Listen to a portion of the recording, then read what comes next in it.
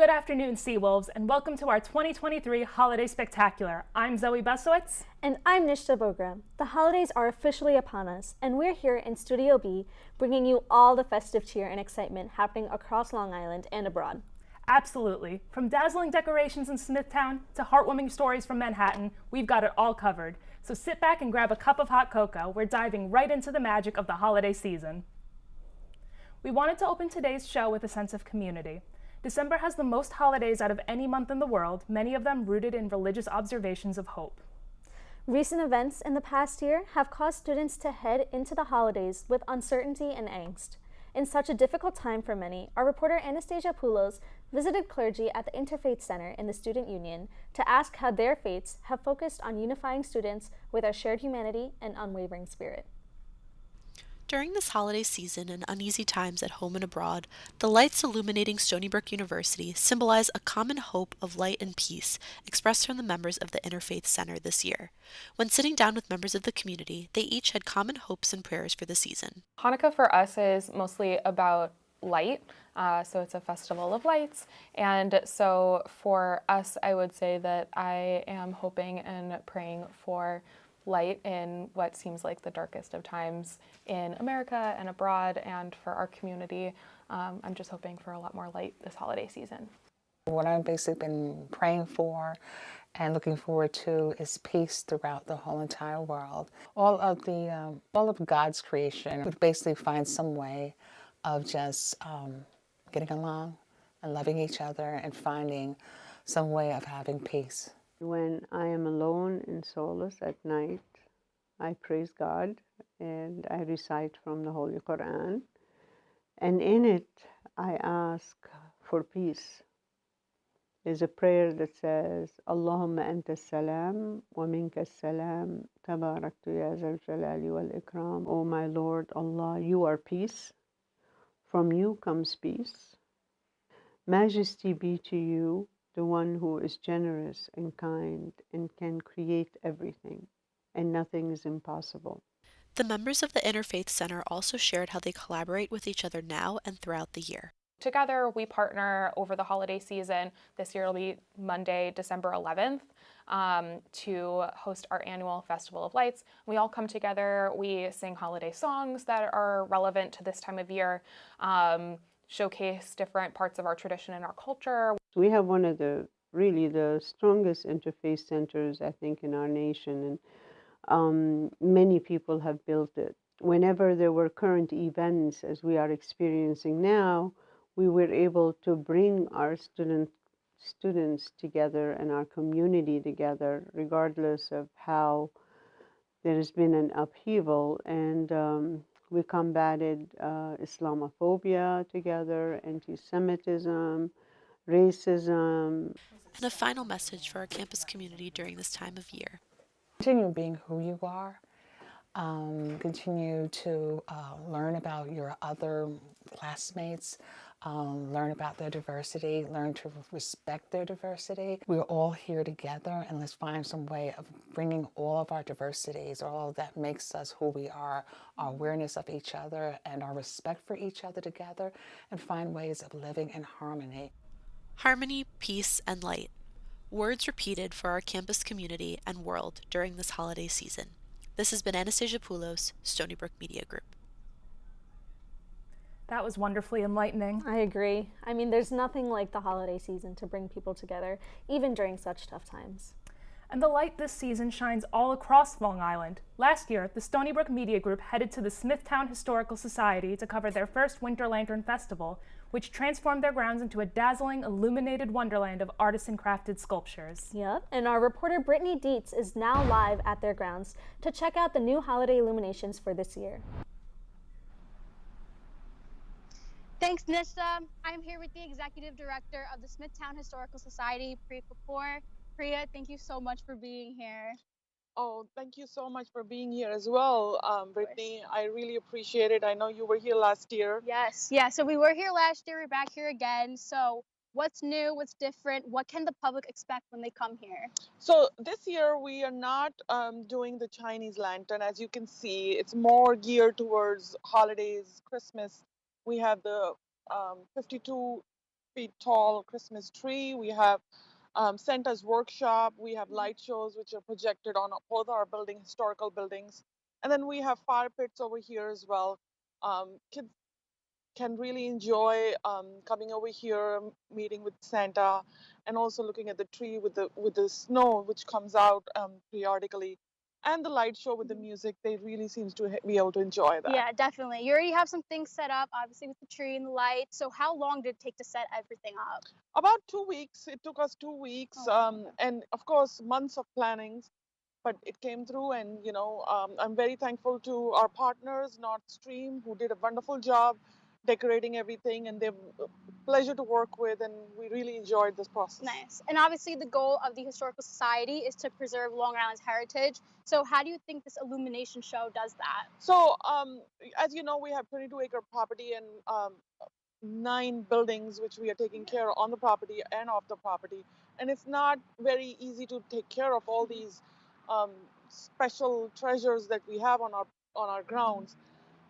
So we need money, and for that, this really comes through. It helps us raise the money to be able to take care of the grounds. Yeah. And what do you think the illumination show means to the community here? Well, for foremost, it's the holiday spirit that everybody knows. We also have menorahs, which will go up soon. And it also brings the community together for a main goal, which is keeping everybody happy during the holidays and enjoying the family. And this is a beautiful property to do so. And I also encourage all the people to come here, and specifically not just come here as to support us, but also to enjoy the property. It's a beautiful property with animals, and anybody who comes here would really have a good time. Yes, yeah, it looks beautiful right now. Thank you so much for your time. Hopefully we could come back here next year.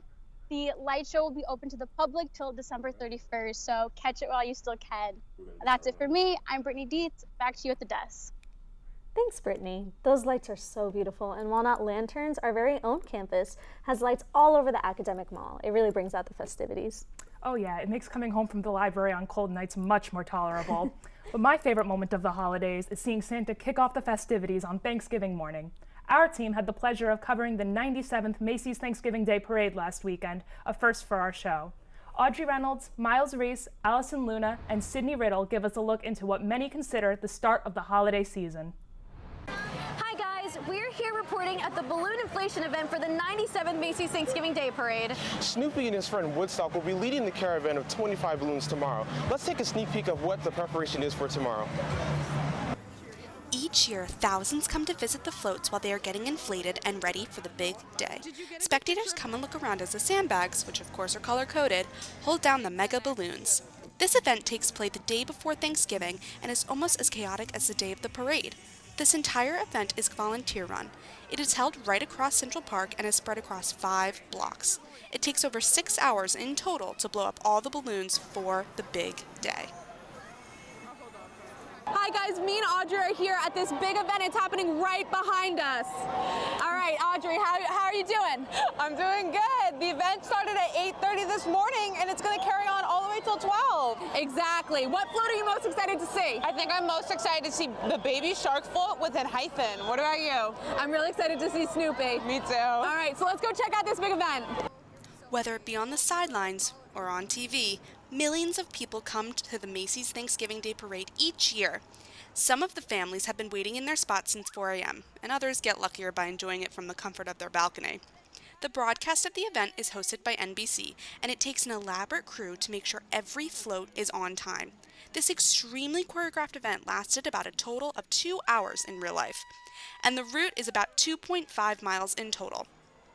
Each float takes approximately 4 months to construct, with a total of 300 pounds of glitter used throughout the entire parade. And this year, there was even 7 new balloons and 4 new floats that were unveiled. There was even some celebrity sightings, like Jimmy Fallon and his band The Roots, and who could forget, the biggest celebrity of all, Santa Claus himself, wrapped up the parade and rang in the official start of the holiday season. This has been Sydney Riddle and the Media Minute. Happy holidays, everybody! Yeah, that looked so awesome, Zoe. Have you ever seen the parade in person? I haven't, but that's definitely a bucket list item. For sure. Bringing it back a little more locally, since 1996, the Charles Dickens Festival has taken the village of Port Jefferson through a time machine, with businesses and locals turning the village into a 17th century homage to the author's holiday works. We now go live to reporter Sydney Riddle to take us through the town. We are here with Mayor Lauren Shepro. Thank you for joining us. We're going to speak with her in just 1 minute. But first, let's go take a look at what goes on at the Dickens Festival this weekend. It's a celebration of one of the world's greatest authors. The books have lasted over a century and people are still making movies about these books. Wonderful characters, but Dickens was about community, he was about the underdog, he was about, so we try to produce something that has 90% of it is free. So you can see concerts all day long, you can see street characters walking around. Look forward to this every year. We have been people's Christmas cards over the years. They come back year after year with a growing family to have us in their Christmas cards. I like spending time with friends and family, and by doing this, it's a great way and a great opportunity to make more friends. It's like celebrating holiday cheer and singing songs, dressing up, taking pictures and stuff. That's really it for me.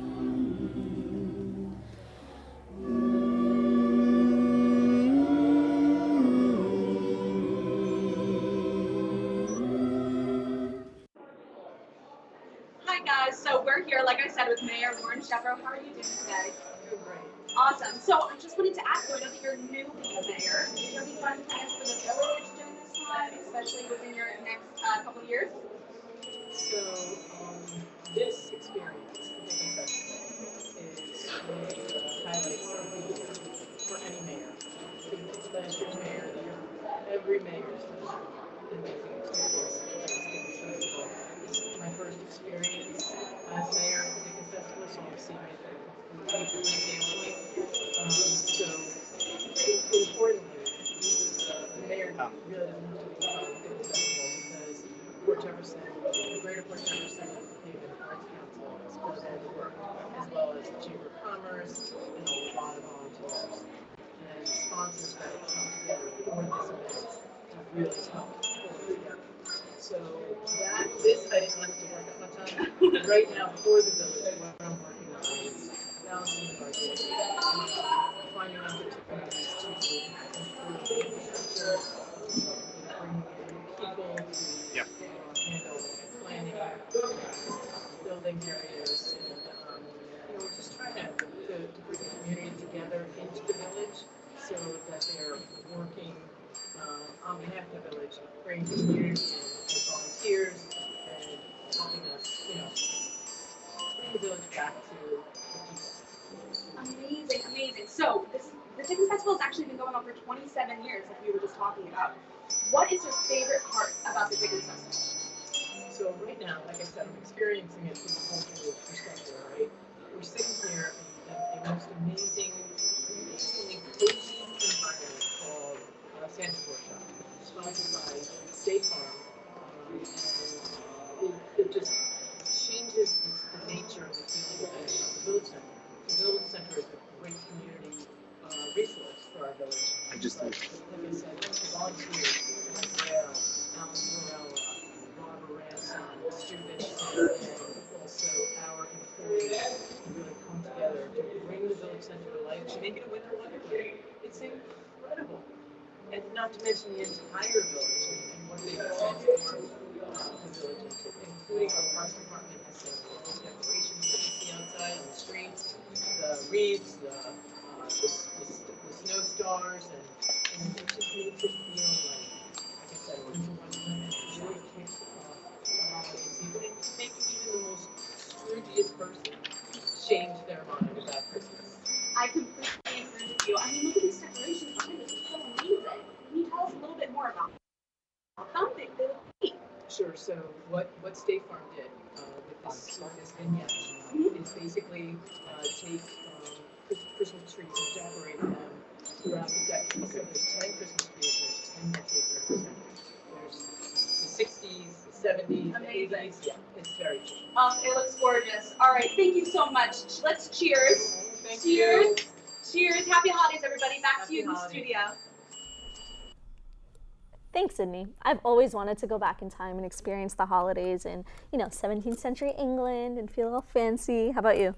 Oh, I love the Dickens Festival. I used to work in the tea room when I was in high school, the historical costumes and all. But our next story takes us back to present day and across the Atlantic.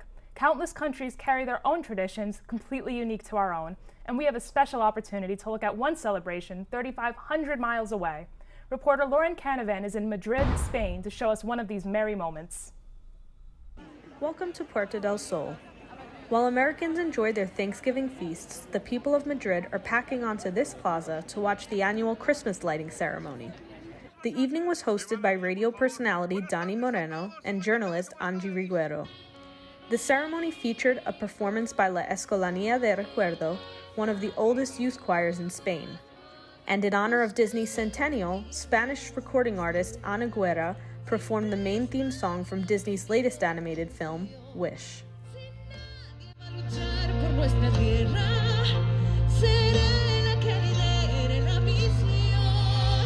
Soon surrounding balconies became full, ready for the countdown.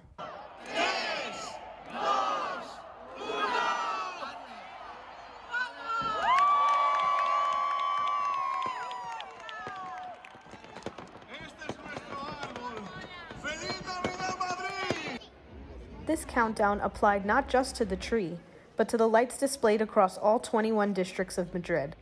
Various artists have contributed to the light designs, which include hearts, bells, and reindeer. 12 million light bulbs have been installed to make up this gorgeous display. What's even cooler is that the lights are all 100% high-energy efficient LEDs, which are known to be the most eco-friendly option. Reporting from Madrid, Spain, I'm Lauren Canavan. Feliz Navidad, Seawolves! Wow, Lauren, it looks so beautiful there. I visited Spain years ago, but I've never gotten to go during the holiday season. I wish I could visit again. Have you ever been there? I can't say I've spent Christmas in Spain, but I did once spend Halloween in Portugal. Ooh. That's a story for another time. Now, while we can't study abroad with Lauren at the moment, we can get a taste of international flair by catching up on some Hallmark holiday movies shot abroad. We have our entertainment group to fill us in on some of their favorite Hallmark films, curated by our very own Phil Altier. That's right. Let's kick things off with number 3 on the list, Christmas at Castle Hart, filmed entirely on location in Ireland. This movie stars Lacey Chabert and Ali Hardiman as sisters who go on a holiday adventure to search for their Irish roots. Through a case of mistaken identity, the sisters are hired to plan the holiday event at the Castle Hart. As Chabert's character works closely with the Earl of Glasgow on the event, she begins to fall for him, but knows that once he learns the truth, she might lose him forever. And coming in at number 2, is Christmas in Vienna. Shot on location in Vienna, Austria, the story follows actress Sarah Drew, who plays a concert violinist who has started to lose her passion for music. Invited to play at the Vienna Music Hall's prestigious Christmas Eve concert, she runs into a widowed father of 3, played by Brennan Elliott. Before you know it, Sarah Drew's character quickly bonds with the kids and renews her passion for music. But will the violinist and the widower find a way to be together? Wow. And the number 1 not at all scientific poll of Hallmark movies abroad is A Royal Corgi Christmas, shot entirely on location in and around Dublin, Ireland. This story follows Crown Prince Edmund, played by Jordan Renzo, who gives his queen mother a corgi for Christmas. When the corgi becomes more mischievous than they can handle, they call upon an American canine trainer, played by Hunter King. Will this rambunctious corgi turn into Cupid and bring them together? There's only one way to find out. Now that we've showcased the top Hallmark movies, it's time to move on to an event you don't want to miss out. The Queen of Christmas, Mariah Carey, will be taking the stage during the holiday season for her special tour, Merry Christmas, One and All. The singer will be having 13 shows before concluding on December 17th at Madison Square Garden in New York City. I think after this segment, I might need to get my own ticket. Oh, most definitely. I think I need to get that ticket too. What about you guys? I've seen Mariah Carey live before, so I do want to try to go to a different concert, maybe the Z100 Jingle Ball. Ooh, that's a good one. Yeah, fun. So we'll try. Now that's all for our holiday segment of the Media Minute. Happy holidays, Seawolves. Thank you so much, Audrey and Allison. I'm excited to watch these films, especially A Royal Corgi Christmas. I love corgis. I know, who doesn't? I mean, I don't have a dog, but if I did, it would definitely be a corgi, for the record. So let's keep up the cheer and take a trip all the way to New York City with our reporter Daniela Rodriguez for the 91st annual Rockefeller tree lighting.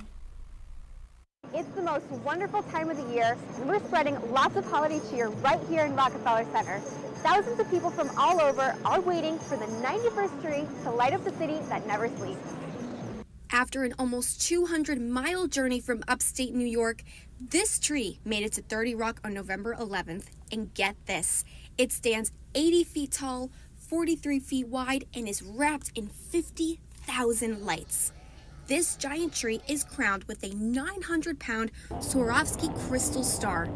I am here with the happiest, cheeriest people here in New York City. Am I right, guys? Yeah!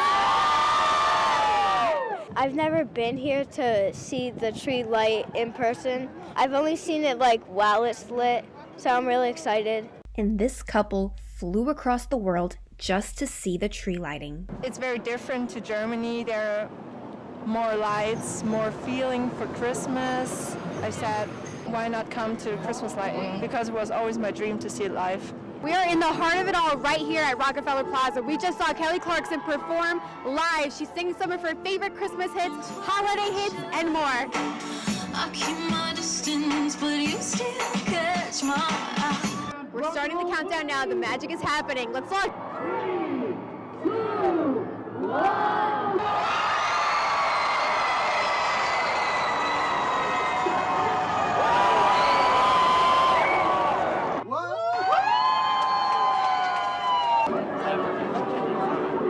It was amazing coming to see tree lighting for the first time here in New York City. I lived on Long Island my entire life, but coming here tonight was amazing. And you can soak up the holiday spirit and these dazzling lights every day from 6 a.m. to midnight and all day on Christmas until January 14th. Now I'm going to get rocking around this Christmas tree. Reporting for the Stony Brook Media Group, I'm Daniela Rodriguez. Happy holidays! Wow, that has to be one of my favorite traditions, I think, in this city. I go almost every year. I love the city during the holidays. Yeah, me too. Yeah, I think last year I actually got to see the Saks Fifth Avenue lighting. Ooh. So my sister was up there with Michelle Obama, and she pressed that button and lit up all of Saks Fifth Avenue. So are you planning to visit the holiday this season, Zoe? You know, I'd love to visit the Bryant Park Christmas Village. I think it's always a really great time, really great sense of community. Oh, for sure. That's always a great one. And yeah, exactly. You get a great sense of community at Bryant Park. Yeah, and bringing us back to the community, before we start to wrap up today's show, we wanted to take a moment to highlight some of the organizations embodying the giving spirit this holiday season. Nishja and I had the chance to speak with some of these wonderful people ourselves. Many families will gather around the dinner table this holiday season, connecting over a shared meal. But according to Feeding America, over 2 million people in New York State are food insecure. Local food bank Island Harvest is working to combat this pressing issue. Last year, for example, we assisted over 350,000 families who were facing food insecurity. We do that through our network of agencies. We have a little over 300 agencies island-wide that we support.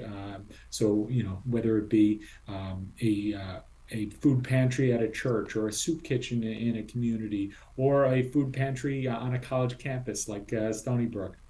The holidays are a particularly challenging time for food insecure families. Thanksgiving and the holiday season is a particularly stressful time for those same people that we serve. They want to make sure that their children are seeing some sense of normalcy. And there's a symbolism to, you know, the Thanksgiving meal. So during this Thanksgiving season, we worked to distribute a little over 22,000 holiday meals to families. And that's over and above the regular distributions that we do island-wide. Stony Brook University's food bank, located in the basement of the Student Union, is available to students throughout the entire year. Ashley Mercado, director for the Center of Civic Justice, tells us that the holidays aren't the only time that food donations are needed. I think typically people think to donate during the, quote, giving season or giving time. So November, December, we are fortunate right now that we have gotten a lot of donations. And then once the spring semester rolls around, I think it gets a little quieter in terms of donations. And so We definitely encourage people that as they go home for break, when they come back, if they have donations to bring for the spring semester, that can help us get really well stocked for the spring semester.